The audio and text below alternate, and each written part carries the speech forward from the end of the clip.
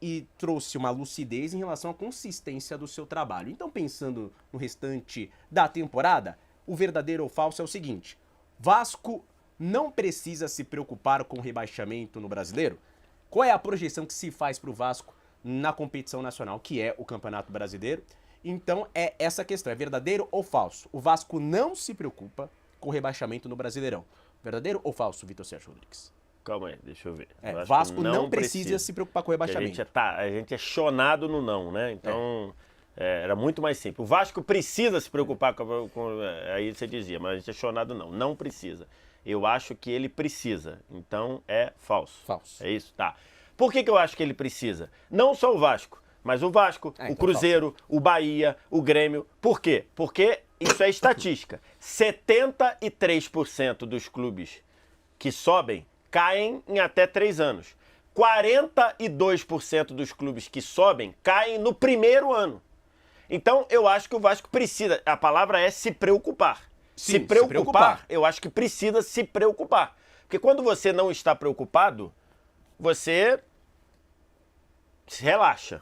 Eu acho que ele precisa se preocupar, porque a estatística mostra isso. 73% dos que sobem, inclusive o Vasco já fez o bate-volta, né? É o único dos clubes, dos 4 do Rio, dos 4 de São Paulo, dos 2 de Minas e dos 2 do Sul, o único que fez bate-volta foi o Vasco, que caiu em 13, subiu em 14 e caiu em 15. Então eu acho que ele precisa se preocupar. Mas o cenário do que a gente viu até agora, eu acho que é um time competitivo para meio da tabela para cima.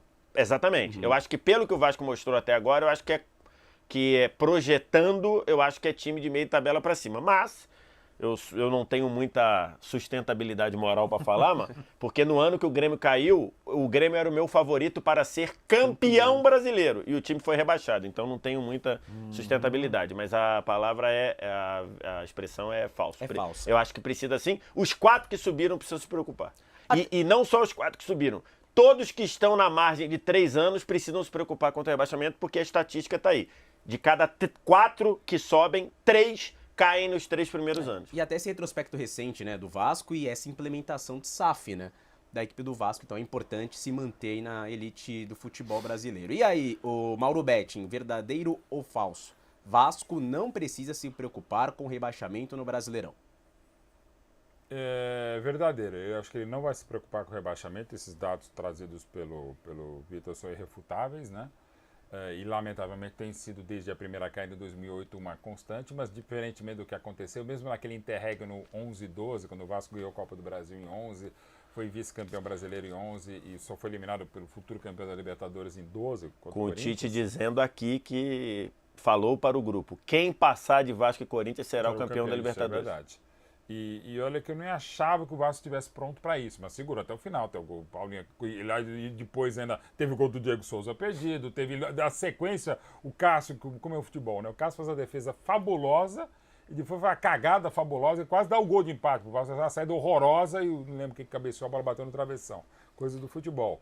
E que não era o que vinha jogando o Vasco nesses tantos anos. O Vasco, inclusive, criou uma situação, eu posso dizer, lamentavelmente, de sentimento, que é uma coisa terrível. Você chegar numa segunda-feira e virar pro Formiga e falar, cara, tira sarro de mim. Não vou tirar sarro de você, porque eu respeito o momento horrível. O pior momento para o torcedor de comiseração.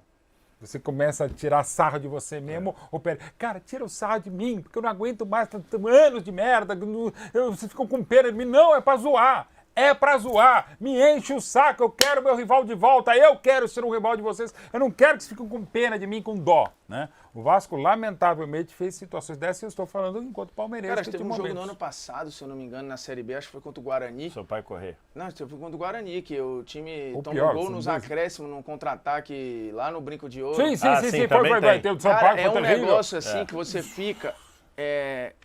não é o constrangido, é você... Mas o Sampaio foi não, pior. Sampaio foi é. na penúltima rodada. Mas o do Guarani, a sequência, Mas é muito a sentimento, dinâmica do cara, jogo, nossa. Eu não vou Pô, mandar aquilo que nem aconteceu com o jogo mensagem. do Cruzeiro, que o Vasco fez o gol, aí o gol foi narrado como o gol da vitória então, e na verdade não foi anulado e tomou um gol de empate, porra. O jogo terminou, a transmissão terminou com o Vasco ganhando o jogo. E no final tava empatado. Tava empatado, quer dizer, até isso acontece, são vários exemplos e no Vasco, lamentavelmente.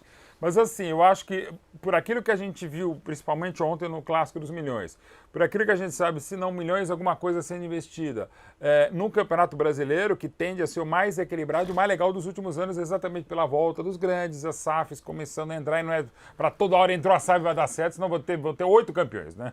Ó, entrou a SAF já é campeão, não é assim, até né? porque se tiverem 20 SAFs, 4 serão rebaixados. Embora no Brasil, Né? também, exato, também. Tem isso. E outra coisa, no Brasil a gente sabe que pode ter campeonato, título dividido, vai na justiça, por aí, então pode ter tudo. Então tem também 8 campeões, a gente vai chegar lá ainda. Na justiça comum, na justiça militar, na justiça esportiva, na justiça dos deuses, dos diabos da bola, vai ter campeão pra tudo. De boteco, enfim, vai ter pra tudo. Agora eu acho que ele não, eu acho que vai ser um time de primeira página de tabela, ou seja, de primeira a décimo. Ainda precisa acabar, porque evidentemente se o estadual não conta tanto ainda, você pode, no caso do Vasco, sendo campeão do Rio, animicamente o time pode levantar a bola. Porque eu acho que a mentalidade é outra. Porque a gente já viu, inclusive com o próprio Vasco, o time não ganha o estadual, beleza, já voltamos a ser o que a gente é. E não é.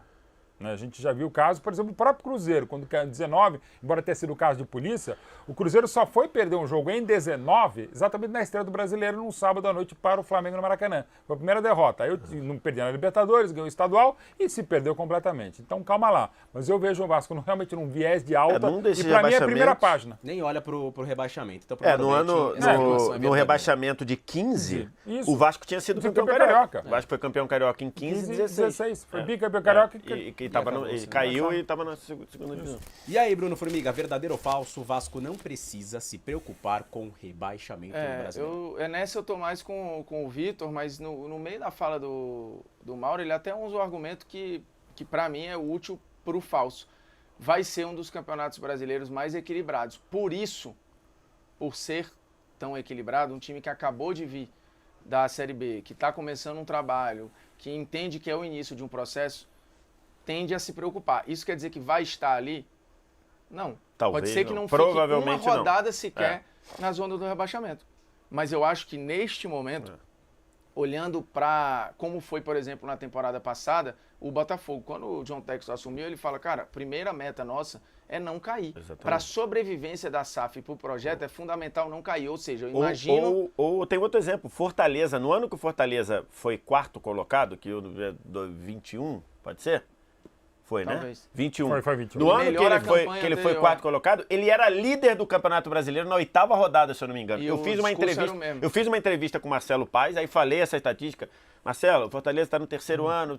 Ele falou, muito bom saber, eu quero quebrar essa barreira, porque mesmo líder do campeonato, o nosso objetivo é não cair. Eu também acho. E o Marcelo Paes falou isso, tanto é que o time foi quarto lugar, na posição, a melhor posição de um nordestino nos pontos corridos. Eu acho que o Barbieri, quando acabar o Campeonato Carioca, sendo ou não campeão, quando ele for dormir, assim, a uma semana do campeonato e ele pensar nas metas, nos processos, eu acho que o primeiro momento para dar paz a ele vai ser não ficar próximo, nem flertar com o rebaixamento em momento nenhum. O que, para mim, é uma preocupação.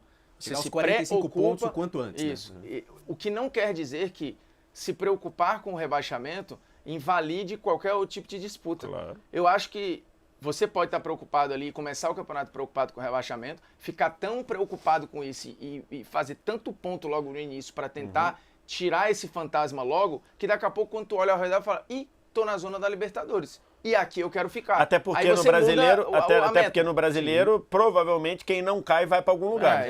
Só um fica no limbo, normalmente. Eu acho que olhando assim lembrando que o Andrei vai embora, né?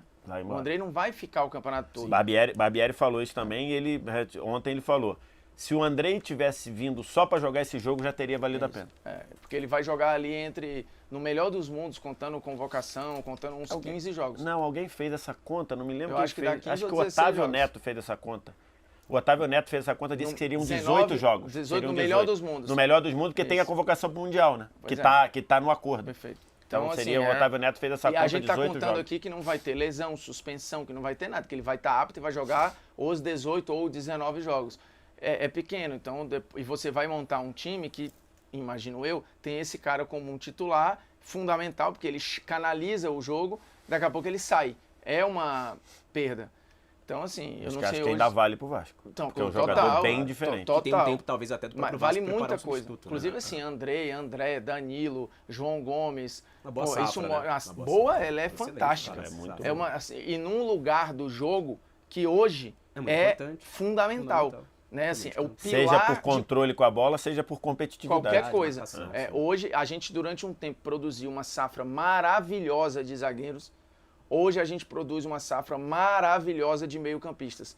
Muito versáteis, porque o Andrei Sim. não é só um volante, né? O Danilo não é só um volante, o João Gomes não é só um André, volante. pô, tem muita gente boa, gente. É só uma safra que nós precisamos tratar melhor, são as safras dos laterais. Aí, Nossa Senhora. essa Nós tá e no devendo ir mundo, Mas embora. aí né? é todo mundo. É. Eu o acho mundo que é inteiro, uma é. função que vai acabar, né? Mas Sim. é só. Não, cabe vale aqui, a ó. pena mesmo. o cara é falso mesmo... O então Baia, pro o Bruno Baia do Formiga. Nagelsmann já tá mandando lateral pra conta. Né? Falso, então, Lateral. pro Bruno Formiga, verdadeiro pro Mauro Betting, falso também pro VSR, mais um verdadeiro ou falso fechado nessa vitória do Vasco para quase 70 mil no Maracanã diante do Flamengo. Beleza. Uma vitória importante pro Vasco que briga aí para chegar nas semifinais e se aproxima aí do Campeonato Carioca.